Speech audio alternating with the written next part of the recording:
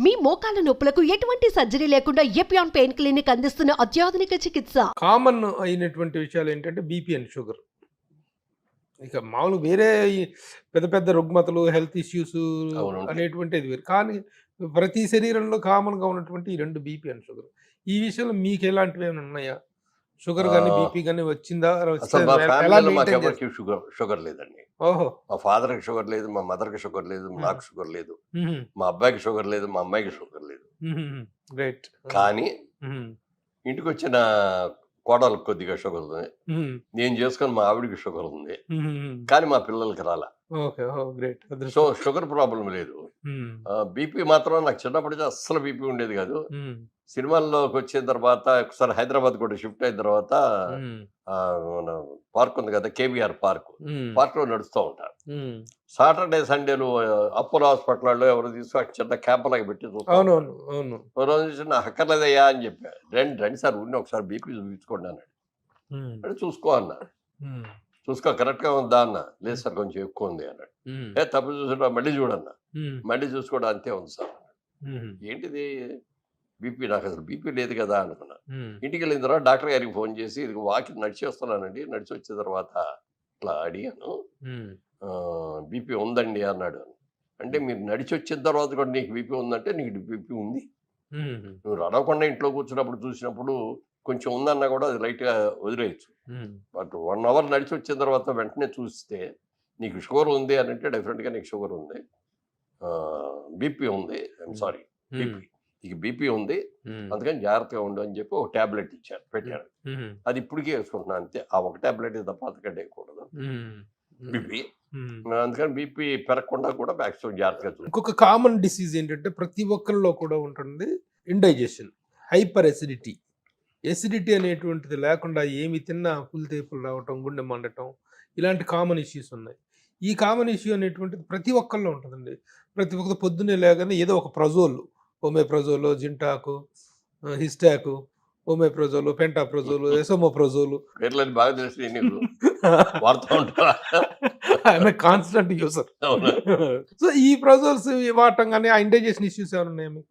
అయ్యి లేవు గానీ ఒక్కోసారి తిన్న దాంట్లో గ్యాస్ మనం తిన్న ఫుడ్ మూలంగా గానీ ఏదన్నా గానీ అది పడకపోతే కొంచెం గ్యాస్ ఫార్మ్ అవుద్ది. కడుపు ఉబ్బరంగా ఉంటుంది. హ్మ్.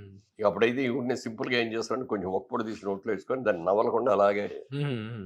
చూ చేస్తాను. హ్మ్. చేస్తే దాంట్లో మరి సో టాబ్లెట్స్ వాడే స్థాయికి వెళ్ళదు. టాబ్లెట్స్ గ్యాస్ ఇష్యూస్‌కి. కామన్ ఇష్యూస్ ఈ మూడే. అంతే. General common issues. రీసెంట్‌గా మా ఇంట్లో మా అబ్బాయి, మా తమ్ముడు, హుహు. మరి మా మనవరాళ్ళు అందరూ కూడా డైటింగ్‌లు చేస్తున్నారు. హుహు. అందరికి కూడా ఆళ్ళకి డైటీషియన్ ఉంటారు. ఆ డైటీషియన్ దగ్గర నుంచి హ్మ్. రోజు నెలకింత, వారానికింత అని హుహు. అయన్నీ కూడా చూసుకుంటా హుహు. పెంచడం, తగ్గించడం కూడా వాళ్ళే చేస్తారు. హుహు. వాళ్ళన్నీ కూడా క్యాలరీస్ చెప్పేసారు. క్యాలరీస్ ఉన్న టేబుల్ ఒకటి ఒకటి టేబుల్ ఇస్తారు కదా. ఆ టేబుల్‌లో అసలు చూసుకుంటే తెలుస్తాయి. హ్మ్. మా బాబు అన్న మీరందరూ అది చేస్తారు. నేను చూడు నేను ఏమీ నాకు డైటీషియన్ లేడు ఎవరు లేరు. నేను పర్ఫెక్ట్‌గా ఉన్నానా లేదా అన్నా. లేదు పొద్దున పూట మీరు ఫ్రూట్స్ చాలా ఎక్కువ తింటున్నారా? ఇయన్నీ షుగర్ ఉంటది. హ్మ్. మీరు ఫ్రూట్స్ తగ్గించాలి అన్నాడు. హ్మ్. నిజమా అంటే నిజమే అన్నాడు. హ్మ్.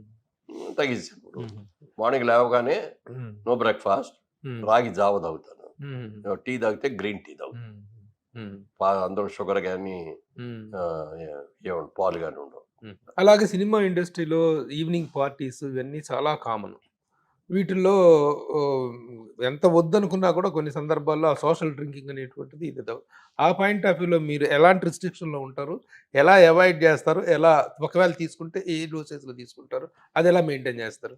కొంచెం అక్కడ మాత్రం లిమిట్ దాటుతున్న సందర్భాలు చాలా ఉన్నాయి. హ్మ్. నెక్స్ట్ డే చూసుకొని వెయిట్ చూసుకునేటప్పటికి హాఫ్ కేజీయో, 3/4 కేజీయో తేడా వచ్చేస్తాయి. హ్మ్. హ్మ్. అమ్మో! తప్పు హ్మ్. చేసాం. హ్మ్. పార్టీకెళ్ళినా కూడా మనం ఇంకా తగ్గించుకోవాలి ఫుడ్డు హ్మ్. హ్మ్. అని అనుకోని చేయటం. అందుకే ఒక్కొక్క రోజు ఎక్కువ నడుస్తాం, ఒక రోజు హ్మ్. తక్కువ నడుస్తాం. Food okay. నేను అడిగేది డ్రింకింగ్. సోషల్ అదే డ్రింకింగ్. సోషల్ డ్రింకింగ్ అంటే విషయంలో నేను అది ఎప్పుడో కానీ రోజు రెగ్యులర్ గా తీసుకోను. మ్మ్. ఇప్పుడున్న మంత్లీ పార్టీస్ ఇంతవరకు నేను ఎప్పుడు చూడలేదు అదే ఇన్ని సంవత్సరాలు ఇదిలో. మంత్లీ ఏంటంటే సోషల్ గ్యాదరింగ్ లోకి వెళ్ళిన తర్వాత తప్పనిసరి అవుతుంది అది. అందుకని అది లిమిట్ ఏదో 2 packs అని పెట్టుకుని ఆ 2 packs తీసుకుని ఉంటాను. దానికి తోడటాలు కానీ పడిపోవటాలు అసలు గానీ, అసలు ఎప్పుడు ఇంతవరకు లేకపోతే చూడలేదు. ఎక్కువ మాట్లాడేసేటాలు కానీ ఏం ఉండవు నాకు ఉండవు అసలు. అది తీసుకున్నారా లేదో కూడా తెలియదు. తెలియదు. ఇన్ని సందర్భాల్లో ఇన్ని పార్టీస్ లో మిమ్మల్ని చూస్తున్నాం కానీ ఏ రోజు అసలు ఒక అదే ఇది కనిపించదు. ఓన్లీ ఫర్ ద సోషల్ అంటే ఆ లిమిట్ లో ఉంటాం. అంటే ముందు వేసుకోవటమే 30 ml 40 ml వేసుకొని అందులో సోడా అంటే డ్రింక్ లో కూడా సార్ కొన్ని కూడా బ్రాందీ అండ్ విస్కీ అని ఉంటాయి. ఈ షుగర్ వీటికి మీరు ఏది ప్రిఫర్ చేస్తారు ఒకవేళ తీసుకుంటే? నాగేశ్వరరావు గారు నాకు చెప్పినప్పుడైతే బ్రాండీ దాని మీద చెప్పారు ఆయన. కొన్నాళ్ళు బ్రాండీయే తాగాను. ఇంట్లో బ్రాండీ కూడా అప్పుడు తెప్పించుకొని అయ్యే వాడేవాడిని. ఇంట్లో అసలు తాగను, బట్ ఏదైనా సందర్భం వస్తే అప్పుడు. కానీ బయటికి వెళ్తాను, ఎక్కడికి వెళ్ళినా బ్రాండీ ఎక్కడ ఉండలేదు. ఏ పార్టీలో వెళ్ళినా చూసినా విస్కీలే ఉంటున్నాయి. విస్కీలే ఉంటాయి. ఈ సభలే నాకు బ్రాండీ కావాలని చెప్పి అన్ని ఆడబడి పరిగెత్తి బ్రాండీ తేవటానికి వెళ్ళాం. లేకపోతే నేనే నా బాటిల్ నాకు వందలేండి నేను తీసుకోవడం కానీ ఇవన్నీ ఎందుకు వచ్చింది అని చెప్పి ప్రిఫరబుల్ అయితే మాక్సిమం నెలలో ఉంటే 2 పార్టీలు ఉంటాయి. అంతే అంటే 2 కిట్టి పార్టీల్లో మెంబర్ని. ఆ కిట్టి పార్టీ రోజున వాళ్ళు మందు భోజనం అవన్నీ ఉంటాయి. నా కిట్టి నాకు వచ్చినప్పుడు నేను అందరికి అట్లాగే ఇస్తాను, ఆడకున్నప్పుడు మాకు అట్లాగే ఇస్తారు. మీకు ఇండస్ట్రీకి 2 కళ్ళు అంటూ వాళ్ళు, అలాగే మీకు కూడా ఆదర్శంగా 2 కళ్ళు అంటూ వాళ్ళు అక్కినేని రామారావు గారు, నాగేశ్వరరావు గారు. వీళ్ళిద్దరు ఫిట్నెస్ మ్యాటర్స్లో రామారావు గారు బాగా ఫుడ్డీ అని, బాగా తింటారని, అసలు ఆయన మెయింటెనెన్స్ ఎలా ఉండేది? ఆయన అత్యంత రామారావు గారు భోజన ప్రియుడు, మంచి భోజన ప్రియుడు. షూటింగ్ జరుగుతూ ఉండగా ఏమన్నా మిరపకాయ బజ్జీ లాంటివి తెచ్చినంటే బ్రదర్ తీసుకురండి ఇటు బాగా ఒక 20-30 బజ్జీలు అట్లా దాంతో మిరపకాయతో సహా నవ్వులేసి తినేసాం. కాడ మాత్రం అవతల పారేసేవారు తప్ప అంటే అట్లా తిన్నా కూడా దానికి కఠోరమైన ఇదిగా చేస్తారు. మరి ఆ రోజుల్లో ఏం లేవు కదా, జిమ్స్ ఏం లేవు కదా. ఎన్టీ రామారావు గారు హీరోగా చేసే రోజుల్లో వాళ్ళ ఇంటి ముందు ఒక లారీ ఇసుక అన్లోడ్ చేయించి పెట్టుకున్నాడు. అక్కడ రోజు తెల్లవారుదాం లేచి పారపుచ్చుకొని ఈ లారీ ఇసుక ఇటు పక్క వస్తాడు, మళ్ళీ నెక్స్ట్ డే అటుది ఇటు తీసి వస్తాడు. అంటే ఒంగోని చేయటం, పారతో చేయటం, స్వెట్టింగ్ బాగా వచ్చేస్తే బాడీకి ఫుల్ ఎక్సర్సైజ్. ఆయన ఎంత తిన్నా కూడా అది మాత్రం మెయింటైన్ చేస్తాడు. అదే ఆయన ఎక్సర్సైజ్, అదే ఆయన జిమ్. ఇంట్లో ఉన్న జిమ్మే, ఇంట్లో జిమ్. అలాగే మరి పౌరాణికాలు చేసినప్పుడు పైన షర్ట్ కూడా ఉండదు కదా. ఏదో ఇప్పుడు ఇట్లా అంటే పైన కోటో ఇటో ఏదో వేస్తాం, కొంచెం కవర్ చేస్తాం. పౌరాణికాలు వేసినప్పుడు చాలా జాగ్రత్తగా ఉండాలి, కానీ చాలా స్ట్రిక్ట్ గా ఉంటారు ఆయన. ఆయన రోజుకు ఒక్క మీలే తింటారు. అది కూడా తెల్లవారుజామున 5 తినేస్తారు విత్ 1 full chicken. కోడి వండిచ్చేసి పెడతారు అక్కడ, శుభ్రంగా దాంతో భోజనం చేస్తారు. అంతే మళ్ళీ నెక్స్ట్ డే మార్నింగే నాటుకోడి, మళ్ళీ నెక్స్ట్ డే మార్నింగే ఫుడ్. మధ్యలో ఇంకేం తినరా? మధ్యలో తినరా అంటే చిన్న చిన్న స్నాక్ లాంటి బజ్జీలు, మీరు అన్నారు బజ్జీలు అట్టటి. బజ్జీలు కూడా ఎక్కువ కాదు, ఏదో స్నాక్ నైట్ టైం కూడా ఏమైనా ఫ్రూట్స్ తీసుకుంటారేమో అంతే. Only 1 meal. ఇప్పుడు అది మనలా కూడా పెరిగిపోయింది బాగా. మా తమ్ముడు రోజు 1 meal, మా అబ్బాయి రోజు 1 meal. నన్ను కూడా 1 meal చేయమన్నారు. నాకు వద్దులే, మేము చేసే 1 meal చేసామంటే మొహం బిక్కిపోతే ముందు సినిమా ఆర్టిస్టులకు మొహం జాగ్రత్తగా చూసుకోవాలి కదా. అట్లాగే రామారావు గారు డ్రింక్ విషయంలో కూడా అసలు ఎప్పుడు డ్రింక్ చేసేవారు కాదు? లేదు, నాకు తెలిసి ఎప్పుడు చూడలేదు నేను. నాగేశ్వరరావు గారు తీసుకుంటారు కానీ, నాగేశ్వరరావు గారు కూడా ఆయన గుండె ఆపరేషన్ అయిన తర్వాత డాక్టర్ సజెషన్ ఇచ్చారు అనమాట. రోజు ఒక 2 packs బ్రాండీ మాత్రం తీసుకొని, మంచి బ్రాండీ. అది ఆయన నాకు అసలు. కానీ రామారావు గారు కొన్ని పనులు చేస్తుంటే అసలు ఆయన మొండితనము, ఆయన ఇది చాలా ఆశ్చర్యంగా ఉండేది. ఒకరోజు కైకాల సత్యనారాయణ గారు, గుమ్మడి గారు వీళ్ళందరూ ఏదో పార్టీ చేసుకొని డ్రింక్ చేస్తుంటే, ఏం తాగుతున్నారు మీరు అంటే, ఏం లేదంటే వీళ్ళందరూ ఆయన పెద్ద గ్లాసులు దాచి పెట్టుకుంటుంటే, ఇది ఫ్రూట్ పెంచండి, ఏం లేదు ఫ్రూట్ పెంచండి అంటే, మేమైతే తాగితే అది గటగట తాగేసి ఆడబడేసి అట్లాంటి. అట్లాగే కారాకిల్లి ఎవరు వేసుకొని అదేదో విజయవాడలో ఉండగానే కారాకిల్లీలు వేసుకునేవారు. హోటల్ దగ్గర గవర్నమెంట్ సెంటర్ లో ఉంటుంది అనమాట. రోజు అక్కడ వెళ్ళగానే 4 కిల్లీలు కట్టిస్తాడు, ఆ కారాకిల్లి వేసుకునేవాడు. సినిమాలోకి వచ్చిన తర్వాత అందరూ చెప్పిన దాని మీద మేకప్ వాళ్ళు కానీ డైరెక్టర్ గా చెప్పాక, ఈ పళ్ళు గారబట్టేస్తాయి, కారాకిల్లి తింటే వద్దు అంటే మానేశారు. కానీ ఆయన ట్రావెల్ చేసేటప్పుడు మెడ్రాస్ నుంచి అప్పుడు అన్ని ఇయే కదా ట్రైన్సే కానీ ఫ్లైట్స్ ఉండేవి కాదు కదా. అవుట్డోర్ షూటింగ్ వైజాగ్ కానీ లేకపోతే రాజమండ్రి కానీ ఇంకో చోట కానీ వెళ్ళేటప్పుడు కార్లో ట్రైన్లో ట్రావెల్ చేసేటప్పుడు స్టేషన్ తీసుకొచ్చి ఇచ్చేవాడు ఆ కార్కి. అలాగే ఆయనకి మార్నింగ్ టిఫిన్ క్యారేజ్ అక్కడికి వచ్చేది, లంచ్ టైంకి ఏ రాజమండ్రిలోనో లంచ్ టైంకి మళ్ళీ అక్కడ క్యారేజ్ చేయటం. భోజనం ఇప్పుడు శుభ్రంగా తింటారు ఆయన, నాన్ వెజిటేరియన్ బాగా తింటారు, బట్ కంట్రోల్ దానికి తగ్గ వ్యాయామం. ఇక మీరు చెప్పింది ఒకటే, లారీ ఇసుక అదే కదా, దాన్ని మించింది లేదు. ఒకసారి ఇట్లాగే ఇప్పుడు కృష్ణ గారు వాణిశ్రీ గారు వీళ్ళందరూ కూడా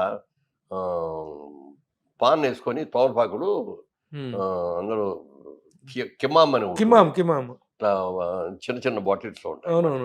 ఆ బాటిల్స్ లో ఉంటాయి, అగ్గిపొల పెట్టేట తీసి ఆకు మీద రాస్తారు, సార్ తింటారు. అది తినేవాళ్ళకి ఎలా ఉంటుందో కానీ పక్కన అందరికి మంచి స్మెల్ వస్తూ ఉంటుంది, బాగుంటుంది. మరి బహుశా సినిమా ఆర్టిస్టులు హీరోయిన్లు అందుకోసం తినేవారు అనుకుంటా. ఒక రోజు రామారావు ఏం వాణిశ్రీ గారు ఏమది అన్నాడు, లేదు సార్ కిమామ్ అని అన్నాడు. ఏది ఇలా ఇవ్వండి అన్నాడు. ఇలా ఇవ్వండి అంటే ఆకులు తెప్పించుకున్నాడు, ఇవ్వండి ఆ బాటిల్ అన్నాడు, ఇచ్చారు. ఇస్తే ఇదిగోనండి అగ్గిపొలని. ఎందుకు అగ్గిపొల, మనకి ఏం వేరు లేదా అని ఇట్లా ఏరు పెట్టారు లాగారు. సార్ అంత తినకూడదు, కళ్ళు తిరిగిపోతాయి, పడిపోతారు సార్. ఏం పడవు అని చెప్పి దాన్ని ఇట్లా రాసేసి మొత్తం బాటిల్ అంతా రాసేసుకొని వేసుకుంటే సార్ మింగబాకండి, ఉమ్ము చేయండి, మింగితే మంచిది కాదు సార్. ఏమి శుభ్రంగా దాన్ని తినేసి హల్వా తిన్నట్టు తినేసి ఏం కళ్ళు తిరగట్లేదండి, ఏం తిరగట్లేదు. బాడీ చెప్పినట్టు తినేది అనమాట. స్టామినా. నాగేశ్వరరావు గారు మాత్రం చాలా జాగ్రత్తగా అన్ని ఆరోగ్య సూత్రాలు 100% శుభ్రులు పాటించేవారు. మందును కూడా మందులాగా డ్రింక్ లాగా తాగేవారు. ఆయన ఎవరికి ఆఫర్ చేసినా అలాగే ఉండేది, సింపుల్ గా చాలా ఇదిగా ఉండే. పార్టీలు ఇస్తుంటారు అప్పుడు. ఆయన జనరల్ గా ఆయన ఫారిన్ కంట్రీస్ వెళ్ళినప్పుడు కానీ లేకపోతే ఆయనకి బోల్డ్ మంది ఫారిన్ కంట్రీస్ లో ఫ్రెండ్స్ కూడా చాలా మంది, వాళ్ళు ఎవరు వచ్చినా ఏమండి ఏమన్నా వస్తున్నామండి ఏమన్నా కావాలా చెప్పండి అంటే, నాకు ఏమొద్దయ్యా మంచి బ్రాండ్ ఒక బాటిల్ తెచ్చిపెట్టు అని అలా కలెక్ట్ చేసేవారు.